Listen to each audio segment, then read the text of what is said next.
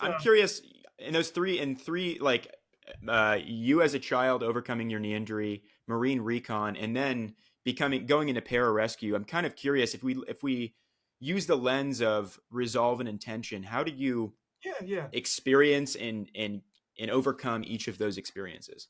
yeah. So applying, and I've never done this, so this is kind of a fun exercise, I guess. But Okay, cool. resolve and intention through my childhood.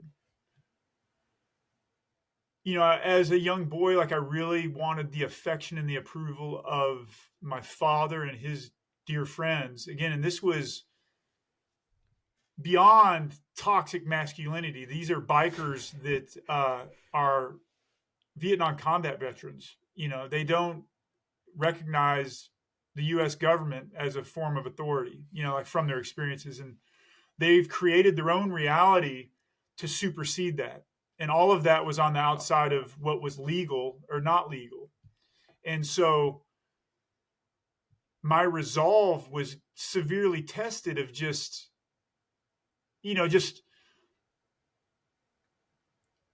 reflecting on it in this circumstances makes me think about the samurai again. So like the samurai believed like the value of a human being is based off of their desperation. How desperate is a human being? Like that is equal to your value. And when they're saying Wow. value, they're saying your value in mortal situations. Like the more desperate you are, the more value you have in a life and death situation. Uh, and so when I apply that to myself as a young man, I had no other options. I was desperate.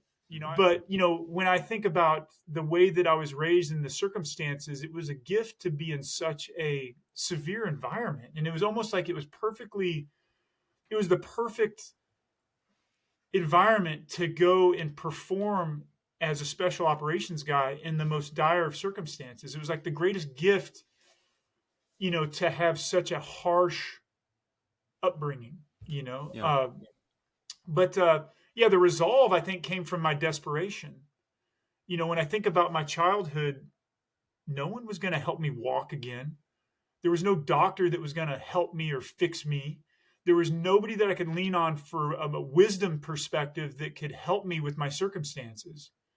I found, I found comfort in reading esoteric yoga doctrine in books that were written in the 50s, Wow. to read Joseph Pilates' Controlology, to read books like that and understand that like I can create my reality with my mind. My mind is what creates reality.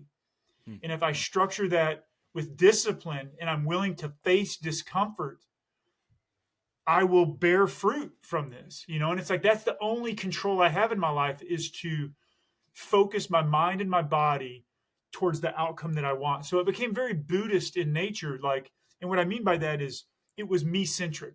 Like, if you want to fix the world, fix yourself, period. I can't control what rhetoric is happening on the television, what my teachers are telling me, what, blah, blah, blah, blah, blah. Anybody that's feeding me shit, I can't control that. But what I can't control is me. I can Yeah. control the way that I think. I can control the things that I pay attention to. I can control where I put my effort. That's it. And so what is my sphere of influence? Like, let's draw a circle on a piece of paper and write everything that you can control. And outside of that, nothing else matters. Nothing else matters that's outside of that circle. And so I think at a young age, I had to circle my wagons. I had to take stock of, what matters. And that really took me down to the minutia, down to the bone marrow of how to make myself live the life that I want to live. And so Wow. resolve in my intentions. The intentions thing is very interesting because we all start off in any endeavor naive, right? It's like, Yeah. but don't. Who gives a shit about losing face or looking bad or making mistakes? Because that's the way that we learn. So make the mistakes now. Make as many mistakes as you can today, because that's the way that we learn. And it really bothers me when people are timid and they don't want to make mistakes, because it's like, fuck that. You like you can die tomorrow, and it's like, who cares? Like, none of these people that you care about what they think of you, nobody gives a shit. Yeah. So it's like, make the mistakes, do the thing right now. Mm. You know, uh, I mean, I remember being in the backyard, man, and again, I'm around a bunch of bikers. I'm around a bunch of like masculine, hyper masculine men. And I'm out there doing yoga in my fucking underwear, man. You know what I'm saying?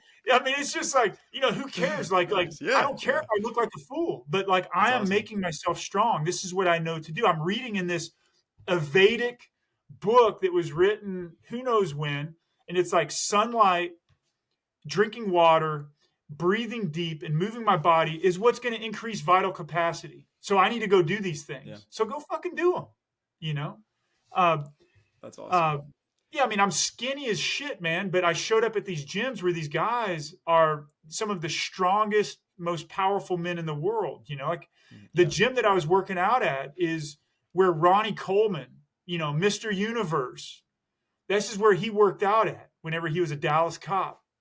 It's like, and I'm trying to work out with these guys. I'm trying to jump in their workout sets with them. And I can't even squat my body weight. I've got a stick for a leg. I can barely walk. But all of them, when they would work out with me, were like, God damn, you got grit, boy. You got something in there. Yeah. And it was just like, well, yeah, that's desperation.